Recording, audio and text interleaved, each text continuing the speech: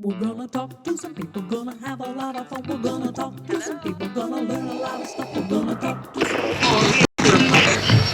people. We interrupt this broadcast for a special announcement from the Lesbian Army Radio. Nicole Melnyk! I absolutely love that I texted you a few days ago and was like, have you watched Hunting Wives? Because I want to talk about it. And then now you have. Yeah. Oh, yeah. If you tell me to watch something, I watch it. It's I can't. That easy. Oh my God. I want to give you all kinds of crazy assignments. Like, all right, next week it's Sophie's Choice. Let's go. Dude, I made up a game while I was watching it. It was called Find Kristin's Favorite Line. Yeah. And so I can't wait to play this game. Yeah, it's just like there's just a couple of lines where I went, "Oh, Kristin's gonna love that." All right. I don't know. Okay. Put a pin on it real quick. I'm just gonna introduce. Hello, everybody. Thank you for watching. This is another Lesbian Army Radio takeover. The Hunting Wives has come across the lesbian circle, and everybody's talking about it. And so we have got to watch it, which we did, and now we're going to discuss it for you because I know we're all in our friend circles. I was just at dinner with some friends last night, and it's the only thing people talk about. This is about. It's set in Texas. A woman from Boston moves with her husband, who I believe to be a homosexual. They moved from Boston to Texas, and she used to have a drinking problem. And then she runs into these new Texas housewives that like to collect guns and hunt, and shit ensues. And it becomes like this wonderful soap opera, softcore lesbian porn. I don't even know how to. So that's the synopsis of the show in a nutshell. Now let's just pull it apart. That's it. That's exactly how it happens too. You go, what's going on? And then there's weird gay tension where you don't expect it, and you're like, what is this now? And then there's so many Republican references that you're like, do I hate this show? And then two girls kiss, and you're like, this is the best show ever. It's yeah. It was like I told my therapist about it today. I was like, she was like, oh, do I have to watch it? I was like, it is so wonderful, awful. You're gonna hate it. I highly recommended / hate the show. So you have to go home and watch it right now and yell at your television. It's so interesting because a little bit, it's so well done. I thought, I wonder if Republicans watch this and go, look at how cool we look. Like a little bit, you know what I mean? I wondered the same thing. I was like, because I grew up in that. I was going fictional to ask you town. About that. Yeah. Yeah. And I know people that are the accents were very close. They did a really good job with the accents, except for Morgan, they just talk too damn slow. Texans talk fast. So when I was like, hi, y'all, they're like, hi, y'all. Like, oh, show us your titties. Like, show us your titties, bitch. Like, it's fast. Texans are fast. I love that. But yes, it's like people, I have family members that carry guns on their hips. And like when you're not from there or you've been away too long, I'll just come back and be like, why is there a gun in the living room? Just on the table. There's just a gun there. That was a funny guy. That was in like an early episode where she goes, who would just carry a gun? And then she turns around and all the women have their guns out. Just whip them out. It's classic. Yeah. It's so well done comedically for a show about Republicans fucking each other. You're like, I'm enjoying myself. I very much enjoyed and I wondered if it was like when I lived in Texas and watched King of the Hill, I don't think I got that it was satire. I was just like, it wasn't as funny to me because I'm like, I know every character in this. I know someone just like that. And now when I watch it, I'm like, oh my God, that's hilarious. It feels so real. Yeah. Okay, so the show starts with a Patsy Cline song, which I loved. I loved that it started with Walking After Midnight. You see a girl, she's been, I think you see her like crawling away and getting murdered. You don't know who the girl is. You have no idea. Then we see Sophie riding in an Uber, and you're like, oh, that must be her. She's going to be dead. It says like 2 months earlier. You're like, oh, obviously this is the story of how that girl ended up there. I think it was 3 weeks, but whatever. It doesn't matter. Because we're not watching it right this minute. We're just talking about what we remember. And I forgot the last half of this show. So I was binging it, and I felt like that's how they wanted you to watch it. Because at one point in the last episode, they go, and it's only been 4 days, but it was like 4 episodes. I'm like, oh, they know we're watching. They wanted us to binge it. It was so well done. It was gorgeous. It was gorgeous. It was a beautiful show. Right off the bat, like, so Boston and her husband, this guy right off the bat, my gaydar was just going nuts. Like, is this actor gay? I want to deep dive this, but I forgot to. if he's not a gay man, then I wonder if like in the character description they were like Graham, kind of half hateable, a little good, little fruity husband, like, and so he's like, oh, okay, my motivation is that I am secretly gay, but it never comes out, so I just have to play it like super straight, but everybody knows. I don't know. He moved to Texas to try to like put down his own urges, and then welcome to Texas. So yeah, I guess he moved to Texas for work. yeah, He's an architect, and Sophie just came along, and immediately, like the first scene, they're at an NRA fundraiser, and she's like, "What the hell?" So it's like she represented us, the viewer, or most viewers. Yeah, Like, what the hell, honey? You know, I thought I was going to a cocktail party, not an NRA fundraiser. I didn't like Graham, but it made me mad that this is my 9 out of 10. The show was great, 9 out of 10 though, because no two boys kissed. It like That bothered me too. You're gonna do this Republican propaganda, and you're not gonna make the power that women have over men. I feel like the first one they do is like two fellas kiss. Like that's Which two would you have picked? Because there's two great opportunities. There's the police chief that obviously had a crush, like his deputy had a crush on him, because there was that scene when she walked in, he was like hovering over, so that guy that likes it up the buns anyway. And then there was a part during Spin the Bottle where it could have gone. That's when I wanted it. I think that's when I wanted it. I wanted it there, and I would have been so happy if they just. I think a little bit. I was like being like, oh, it's just always going to be lesbians, isn't it? Because that's what people like. But I like it too. So I like it too, but also because I've been working on all these gay male cruises, and I've seen some shit now. I want to see more of it. I want to see more boys kissing. I want to see them touching wieners. Like, let's go. I want it. I don't think it was enough to just have like that the police chief just loved anal and being someone's little bitch. You know, that wasn't enough for me. I want more. I did like that though. I loved that scene. I thought gorgeous. It was great. Wonderful. I thought they did a wonderful job with it. So the first scene that clocked I was watching it like, what is this show? And then you have titties within the first like 6 minutes, just right out there. And it's like everything else about the show, you love, hate everything. I hated that scene because I was like, all right, boobs. And I was like, what? She's just putting a napkin in her panties. Oh man, this is a titty made up maxi pad scene. This is confusing. This is a weird show. Just some of my notes have Kristin. What is this? So that's just what. Let me hear some of your notes. Yeah, I've been hogging this show. You tell me how. So what stuck out to you immediately? Because that was like my first episode. That was the first thing that really struck out. I got another one coming, but it's your turn. I thought the redhead. She's the Margot. Margot is a superhero from Watchmen. Okay. So that's what stuck out to me. That's what I couldn't get past that. I couldn't get past. I was like, wow, she really got another job. I don't know why that. She's cool. An actress. She's probably that shows her range. Did she show her boobs in Watchmen? No, but I think in my head I go, that's an old lady. And then once I found out who it was, I was like, that's a regular aged lady. Like I felt like I had been. You know what I mean? They did cast a good job though, where she like, yes, she has sexuality, but she reads as like somebody's stepmom. Dude, it was weird because when she was kissing Brittany Snow, I was like, those are two hot young ladies. But then when she was kissing her husband, I'm like, that's two old people. Like she's at the perfect age to be a sex object of whomever. But I think that is part of what makes her like Margot sexy. Like I think she's like a vampire. Because she's attractive to her old husband and to that high school boy. Blake? Yeah. Was it Blake? No, Bradley. Yeah. His mother called him Bradley. Let's see. Oh, okay.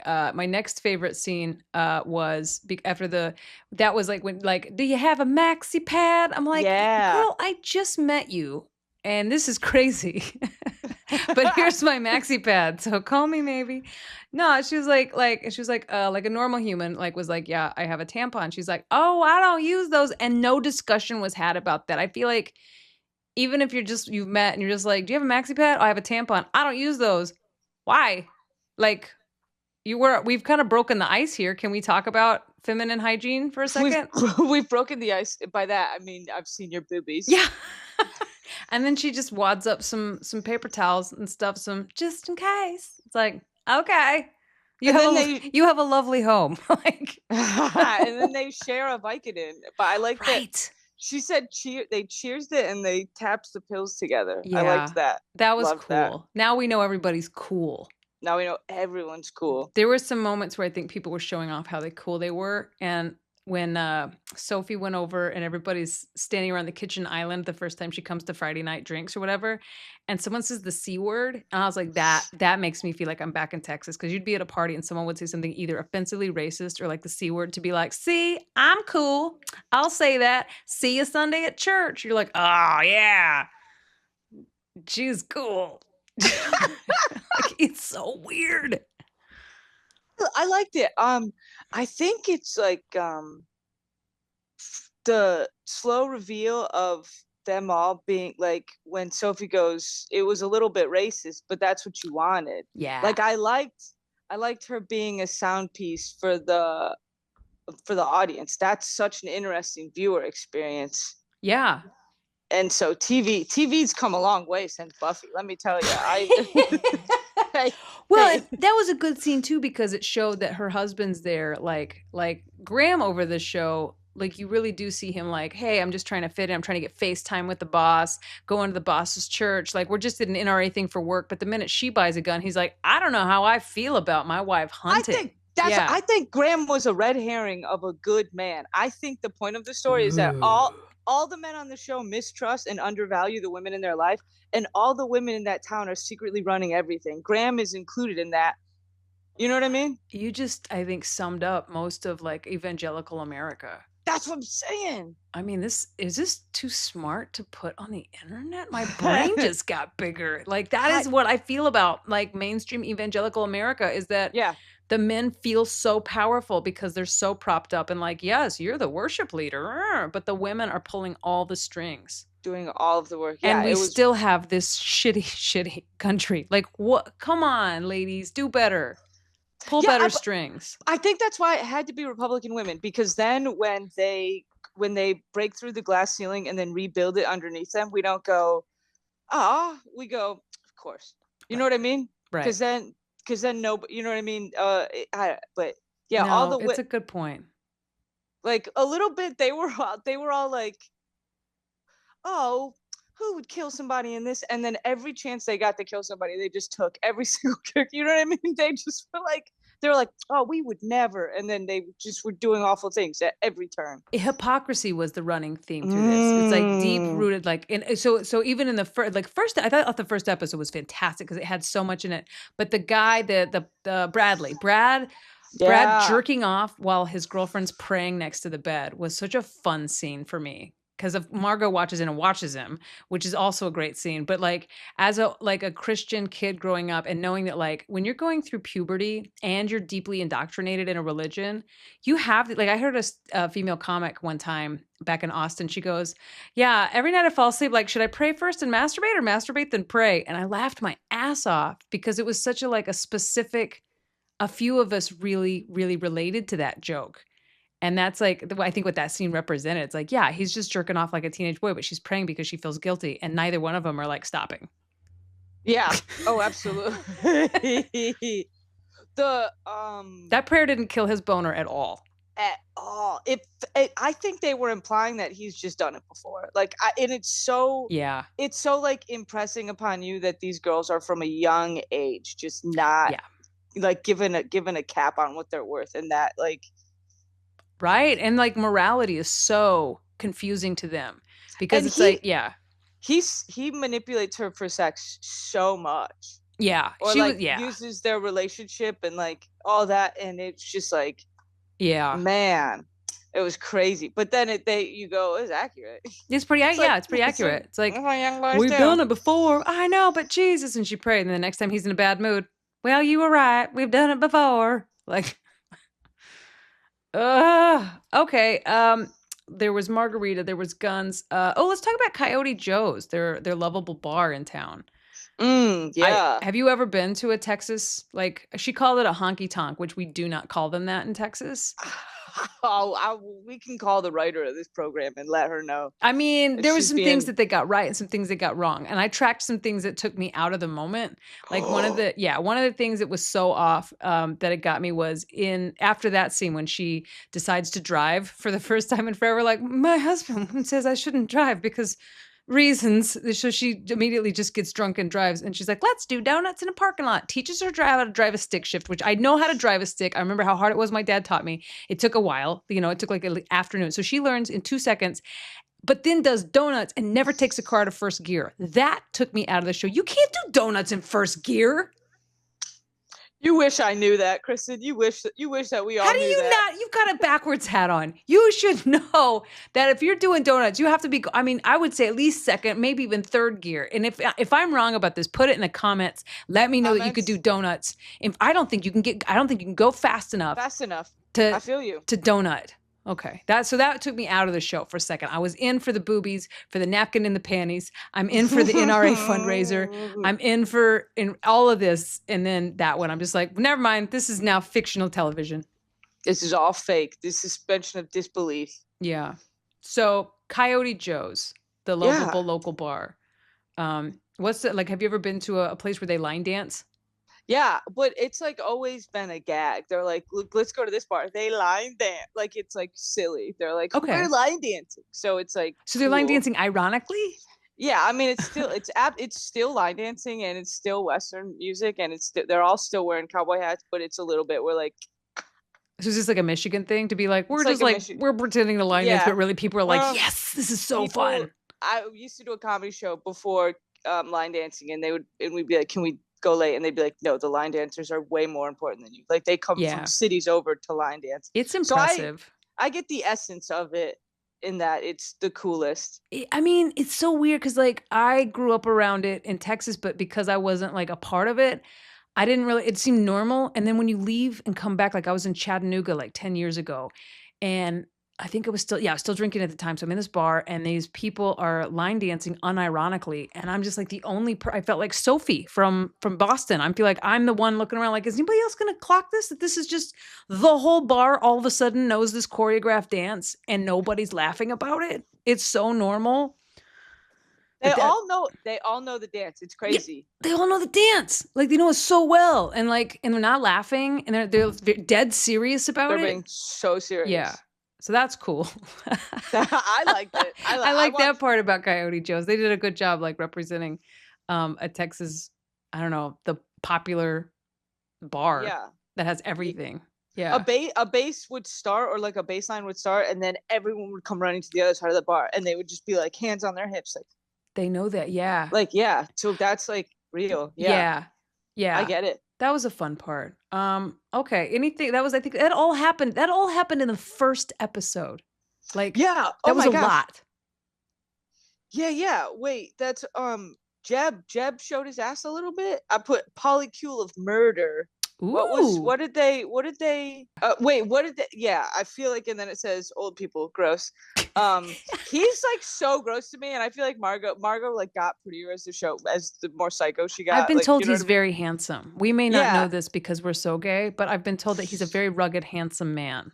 I see it. Sometimes he talks and it makes me think he'd be good in Brokeback Mountain. And then I'm like, I want to see him gay too. Okay. Yeah. All right. Yeah. We're like, he's not attractive when he was with women, but if you put him with like the police chief, I'd watch that whole show. That's what you know what? I want not the police chief. I want the bald guy who was the sheriff.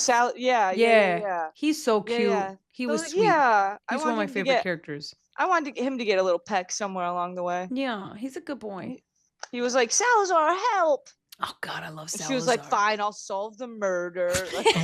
I'm just going to wake up from a coma, be awesome, and solve a murder with my... She was the best character in the whole show. Hands down, my favorite. And then also that she was like Mexican or like a woman of color. It's like, of course, the foundation of everything relies on the backs of like these people. And every second that they could be like, oh, these damn immigrants. Like it was so well balanced. It was so it's almost too smart to actually have been Republicans. You know what I mean? Like, it's There were layers to this show. There is a reason, like as many people as like this show is so stupid, I couldn't stop watching. I'm like, that's the thing. I think it was like they put in enough candy for you to get hooked, but really underneath they spoon fed you fucking medicine. Yeah. It was a great show. Oh, so good. So we're not gonna go episode by episode because after a while we're just gonna fall off and talk about the ending. But the show as it's progressing, we go to church, which I love that they're establishing some Texas norms. And if you've never been to a mega church, they did a very good job. He goes, they have 2 drummers. I think that was such a funny clap. Yeah. What did he say? It was like the Allman Brothers. Yeah, the Allman Brothers. Yeah. And the pastor comes out and he does a sermon. It was weird to me that he he preached a sermon while the newcomers were up on stage with him. That was weird. That took me out of the moment. I was like, took me out of it. That would never happen. They wouldn't do that. They would never. A minister would never share the stage that long. And then she cried because she all of a sudden I think remembered that she accidentally unalived somebody. Yeah. And so yeah. And they kind of like, she brought it up. She's like, my 2-year anniversary is coming up. And he's like, oh, yeah. Should we get a car wash? You're like, dude. That's what I'm saying. I think that he's bad in his own way, but I think the less bad is this show reminds you that less bad doesn't necessarily mean good. You know what I mean? That should be on a t-shirt. Less bad does not mean good. That's true. Because he was just less bad. He was just less bad. Yeah. Do you know the good character on the show? Salazar. She had. I have nothing bad to say. Like, and I'm even glad that she's single because I'm like, Salazar deserved to hook up with somebody. I was like, nope, she's too smart for that. Do they establish? Does she get shot, or do they do that flashback at the beginning of the show? Yeah. Does that already happen? It was like in episode 3, I think, is when we meet, or it was either the end of 2 or the beginning of 3. Where she goes in to rescue the missing girl. But she gets shot and we see her die, and then in the next episode she's like walking. I'm like, Salazar is like a superhuman. Yeah. And then she got shot in the head, and then had 3 brain surgeries, and then decided when she's on medical leave to come solve this case. She was solving the murder in her head while she was in a coma. That's why she solved it so fast when she woke up. And I do love that she was like, my attacker smelled like vodka and Big Red gum. Because I'm like, aw, that could be any of us. Come on, man. Narrow it down like a little bit more. That's so funny. Vodka and Big Red were everywhere. Let's see. There was the break-in. The one-eyed guy. The one-eyed guy was creepy. And I never really found out who he was. Did he really work for the Democrats? Dude, that was like the one part where she was like, I thought the Democrats would do better. It's like, I don't love Brittany Snow saying that. Like, it was like hurt the kid in me who is like, that's your like teen crush or whatever. Well, I think it's like her political marketing career came out and was like, oh, really? That's the best it gets in. I'm like, is it? But I never really. He just played along. But was he looking for her Margot's brother? Was he really political? Because then at some point in the show, he just, I don't know, was that actor sick and they just replaced him all of a sudden? Because it's like, no, we're used to dealing with a one-eyed guy. And it's like, nah, you'll be dealing with me now. No explanation. We're like, wait a minute. He broke into the house and we saw his ass for no reason. Do you remember this? Do you remember? Why did he pee with his pants around his ankles? He peed and he didn't flush, which was the more grievous offense. Yeah, that's horrible. I mean, I do it every single night. I don't flush till morning. Let's not talk about it. Molly, stop listening. She hates that. I'm like, I don't want to wake anybody up. I do it alone. I don't care. I don't pee in the middle of the night. It scares me. Anyway, he pees. He doesn't flush. But then they cut to him peeing, and his ass is out. And I'm not a boy, and I've never peed with a wiener. But I don't think you have to pull your whole ass out to pee, do you? I don't think so. Have you ever peed with a wiener? Never. I mean, have you seen a guy pee though? Like, I've seen from the back, but let me tell you, from the back, never see the ass. See? In any other situation. I feel like you can pee with your like just taking it out of your pants. I don't think you can pee through your zipper. I think that's a myth. He wanted to have. Oh, that's an interesting take. That I feel like you could go somewhere with that. Stop the show, actually. We're going to have a whole new episode about what boys can do with their penises that we don't know about. This is the real lesbian breakthrough. Hot take. at this point, yeah, they keep being like blonde dead girl, and then Brittany Snow. That's true. And you're like, you're holding my hand. Mm-hmm. But that's why I think a show like this had to have some, and even at the end, I'm not spoiling anything, but how. No, if you're listening to this podcast, you've seen the whole show. Like, stop listening to this podcast because we're going to spoil everything in the next 10 minutes. Yeah.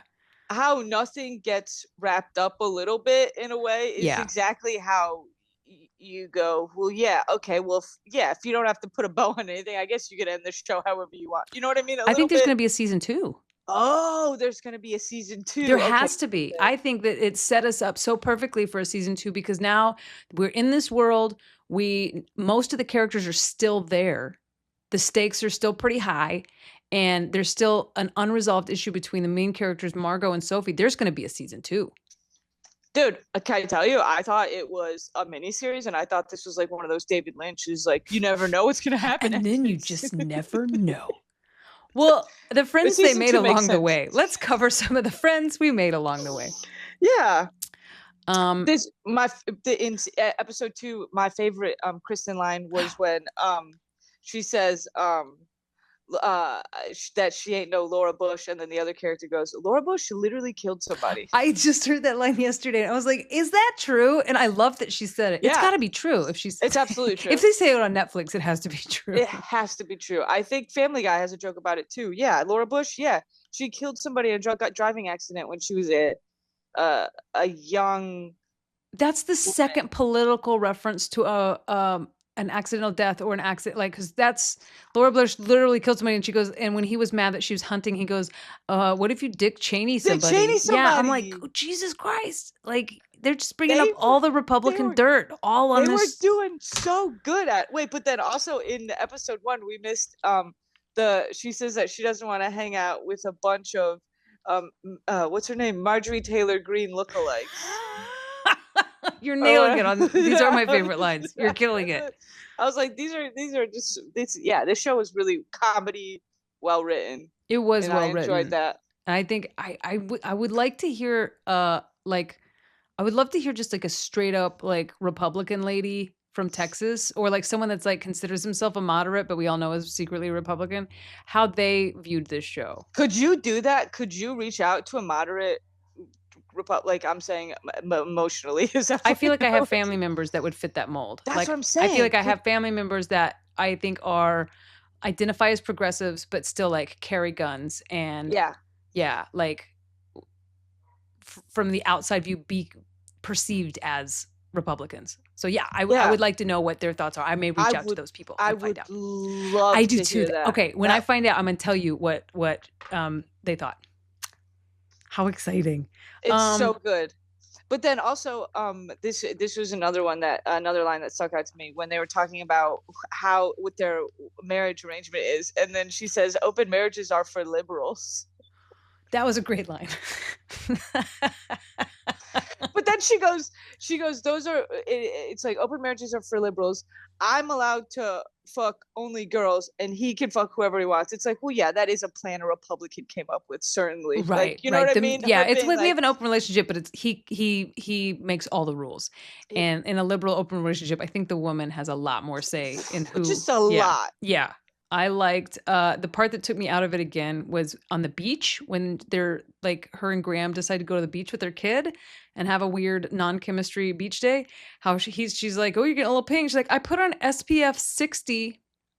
Bitch, like, there's no such thing as SPF 60. Look at me. Look how pale I am. I know every number of sunscreen on the planet. There ain't no SPF 60. You got 15, 30, 50, 70. 100. Whoa, that's it.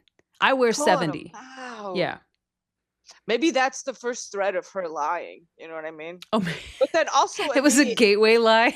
Yeah. First she lies about sunscreen, and then she's driving drunk. That's what later on in the show. He goes, did you drink? And she goes, yeah. And she goes, and I drove and he goes, so you were drinking and driving? She goes, not at the same time. So funny. I mean, and that was they didn't separate that very well on this show because it's just like every time she drank, she did drive. So it was, but that's also very Texas. You do not you drink and drive in Texas, or I did. But also, I can speak for me. everyone a little bit. Pastor Pete, I say everyone. So Pastor Pete definitely drank and drove. And he masturbated in a car to Instagram. How do you masturbate to Instagram, Pastor Pete? But also, why did both those girls have those weird, like, top-down angle shots that are very, like, jerk-off? Is that funny? They all have jerk-off. Okay, so now I guess I bet I sound real silly because I'm like, how do you jerk off to Instagram? And I bet you a lot of, if men listen to my podcast, they'd be like, I jerk off to Instagram all the time. You're gonna piss off a lot of your dude listeners saying shit like that. There goes all my straight white fans. Bye, guys. Sorry, I just killed your boners. But then, in the episode at the end of episode 2, what the hell's Boston's name? Sophie. Yes, and the final episode's called Sophie's Choice. I go, did you guys do it just for that? In episode 2, Sophie walks in on Mrs. Banks and Brad, and then they lock eyes, and you're like, is everybody just jerking off in front of each other? Like, in this town, it's crazy. Everyone's just watching each other have sex. Is it called Jerkstown? And we didn't know it. It's called Jerkstown. Masturbation station. I mean, what is it? What is the? It was a very masturbatory town. Everybody was like having some self-love. Whatever's in the Texas water is making them horny. Dude. It was everybody was horny except for the pastor's wife who didn't get shit. The pastor's wife and the dead girl's mom. Aw. Yeah, she just got some cute boots. Pastor should have been gay. He had such a boring no subplot except for that he just hated his wife and didn't. Oh, the pastor? Yeah. And dude, he told her chicken was dry. And we're like, damn, dude. Like, that's the worst thing you can say to a Christian woman. Like, babe. That shit fucked me up. He didn't even say thank you, dude. No, he hates her. He hates her. Why can't he be gay? But you know what I mean? He's the pastor. Whatever. I'm going to leave that one alone. I was about to say some really fucked up shit. I'm like, nope, we'll just say he's the pastor and he didn't like her chicken. Moving on. He didn't like her chicken. I went to therapy today. We're going to keep our issues buried. So things really get heated up when, what was dead girl's name? Abby. Okay. Oh, and spoiler alert. Yeah, it wasn't Sophie. Abby gets unalived as you can be.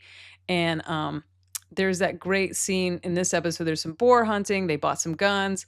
And then at the end of it, and then the Never Have I Ever. Never Have I Ever and Spin the Bottle happened in the same day.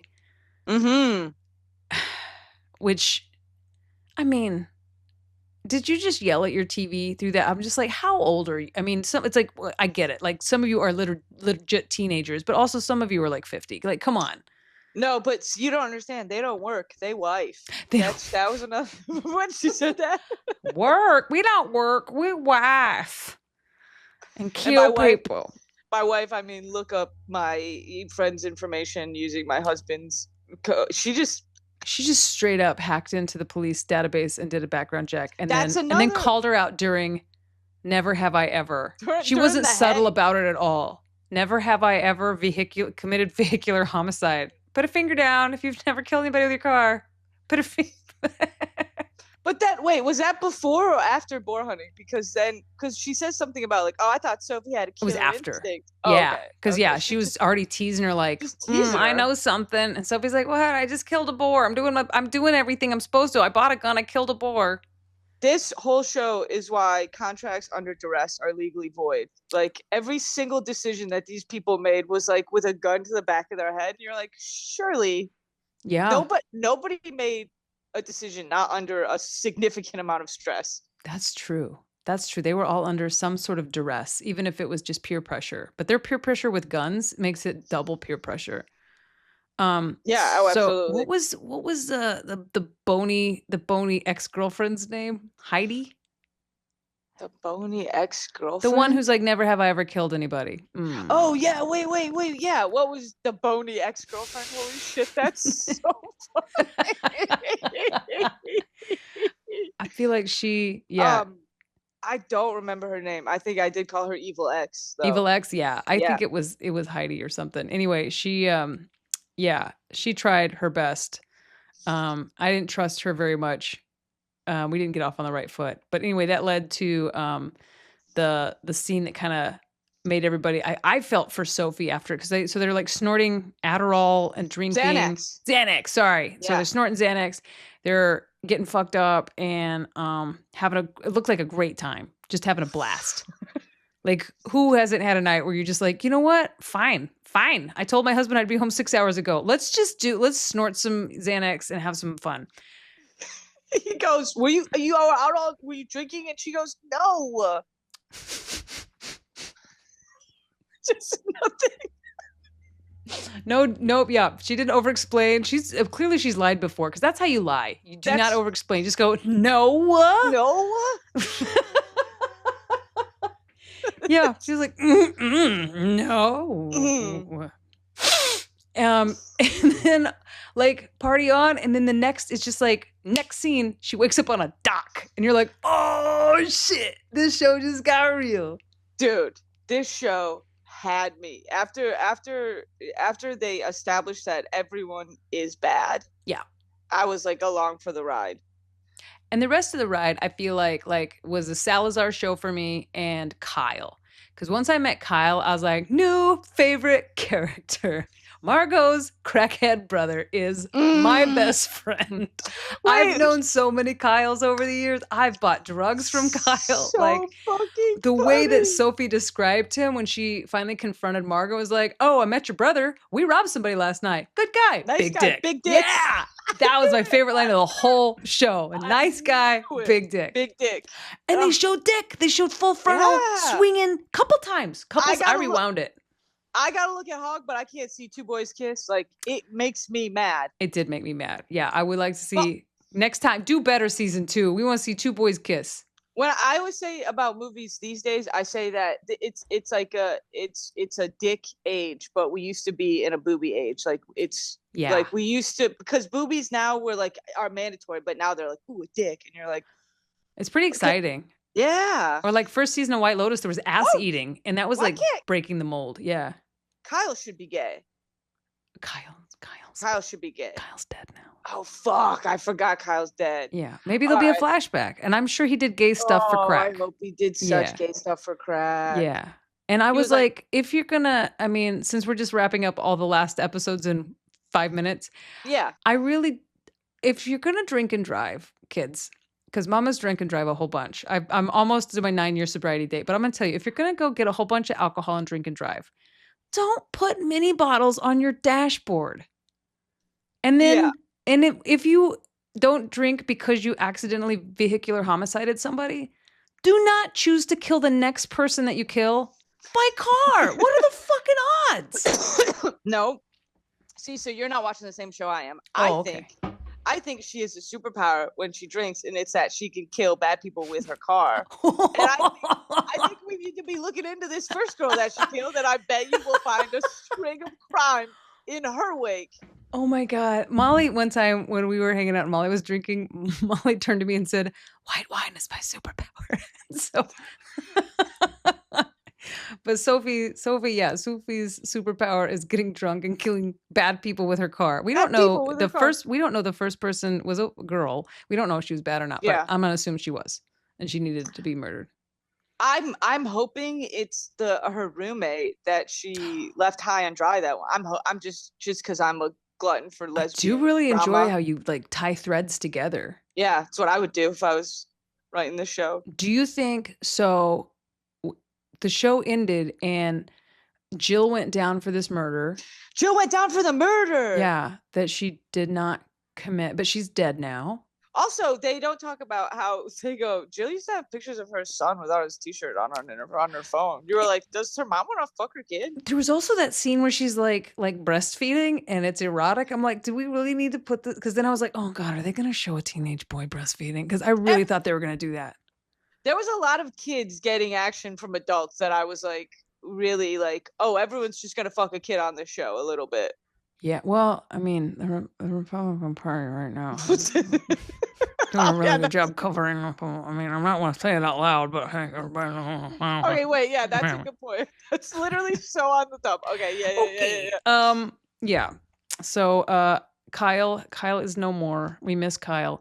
Do you think that and Jill went down. Will Margot ever have a comeuppance for her role in the Abby unaliving, or do you think she's like, where do you think we're gonna go from here? Dude, I think Sophie is going to like have to deal. She's like now a crime kingpin. She has the secret that could end Margot and Jed's like whole lives.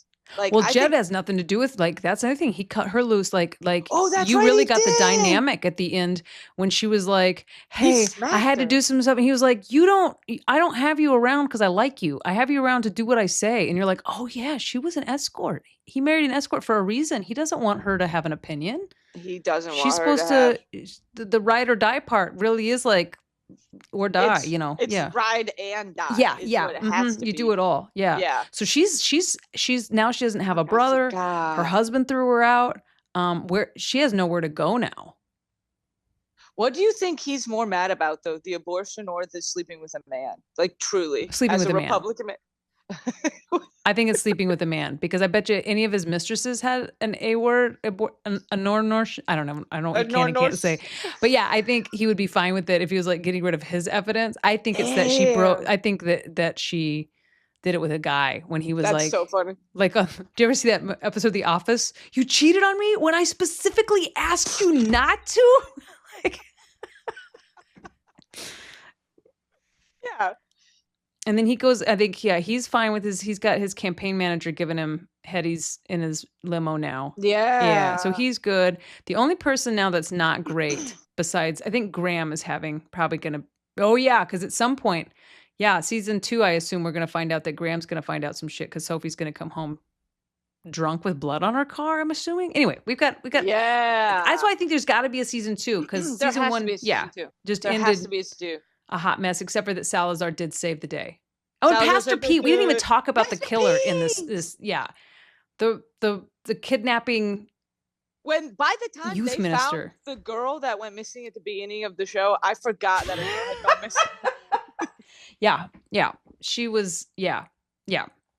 So, but yeah, he did. And she smelled she solved crime with her nose.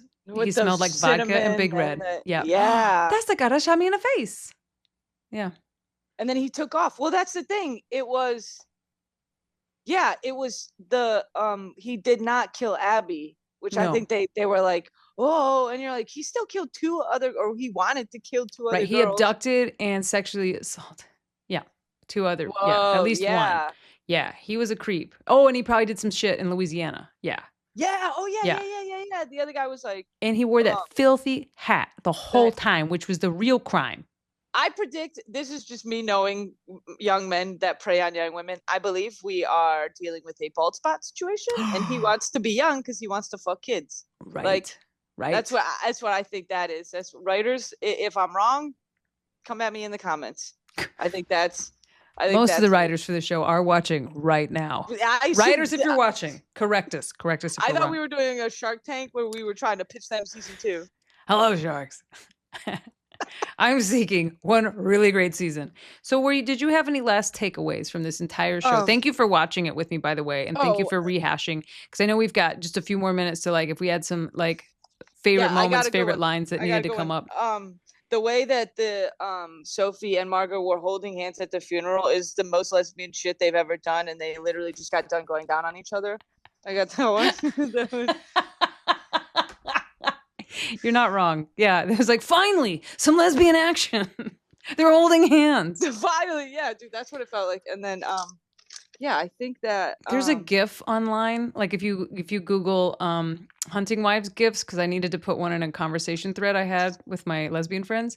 Yeah, I was trying to find a good one. A lot of them are horny, and so I put one in our group chat, and I was like, I'm so sorry, you guys. That is like, because every time you'd open your phone, then you just see like Margot very slowly putting her tongue in Sophie's mouth. I'm like, I was just trying to say happy birthday. I wasn't trying to say it like that. So also, writers, if you're listening, could we have some better GIFs so that we can tell our friends funny things without making it really sexual? There's so many quotable moments that you could turn into GIFs on this show. I just want a GIF of Pastor Pete masturbating to Instagram so I can send it to somebody and be like, congrats on 100,000 followers. I'm gonna have to make that. I'll make it. Okay. Yeah, you got to make Yeah. that. And then, the last thing that, when they were getting their NDA signed, she said, liberals are hacking phones, and it's like the NYPD was who used CCTV to catch criminals, and it was like legally found to be unconstitutional. You know what I mean? So it's like this. Sometimes they'll be like super Republican-y, where I'll be like, hey. They slid in a lot. There was more politics in this show. Yeah. I thought it was going to be more cunnilingus. It was a lot, like it was equal, like political, social politics, and going down. And they were going down every time they went down. They never even talk about how they are all bisexual. They were just like, these women were just like, I love you now, and you're like, that's the future liberals want. I don't know. It's so weird. Yeah, it's so weird. I'm in. I'll watch whatever they do again. I'm in. It was when my last word. I'm so sorry. When Okay. The last word with Nicole Melnyk. When Margot was like, I accidentally killed Sophie. You know what it's like to accidentally kill somebody. See, we have so much in common. I like guns. You like guns. You accidentally killed somebody. Me too. Yeah. That's true. That was real sweet. That was sweet of her to try to bond that way. Yeah, I thought that was. And in Sophie probably should have lightened up a little bit and been like, yeah, get off your high horse. You killed 2 people with your car. Let her kill one person with a gun. Come on. Real. That's what Sophie a little bit needs to chillax a lot. Yeah. Think you're better than us? She's like, I don't remember. It's like, well, you forget a lot, actually. Yeah. Bitch. Yeah.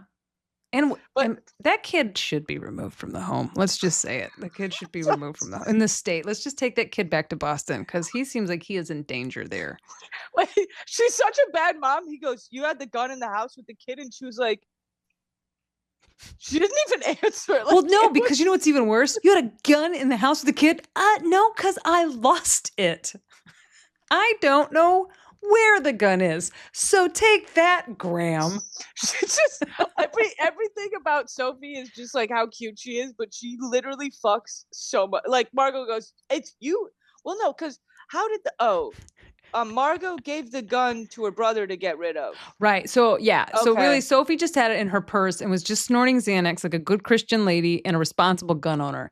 Margot borrowed the gun, and in her, like, I think the way she put it was because it was closest. And so she grabbed the closest gun, and she had some murdering to do because, someone else knew about the reason that she couldn't use tampons at the NRA party. Yeah, that was the tie-in. They did that on episode 1. It was a tampon string was the tie-in.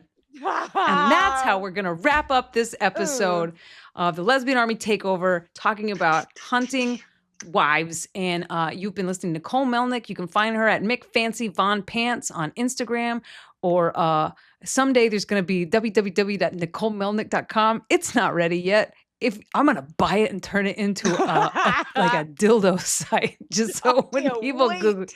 And you can find me, of course, online, KristinKey.com. I've got a tour right now. It's a Camp Kristin tour going all over America and a little bit in Canada. Find out where you can see me live. And if there's other things that you would like me and Nicole to watch and recap, please let us know. Of course, we're gonna go back to Kristin Knows Blank podcast as soon as I'm back from my next leg of the tour. But this has been really fun, and thank you for listening or watching or however you taking it in. And until next time. Bye. We love you. The Lesbian Army Radio.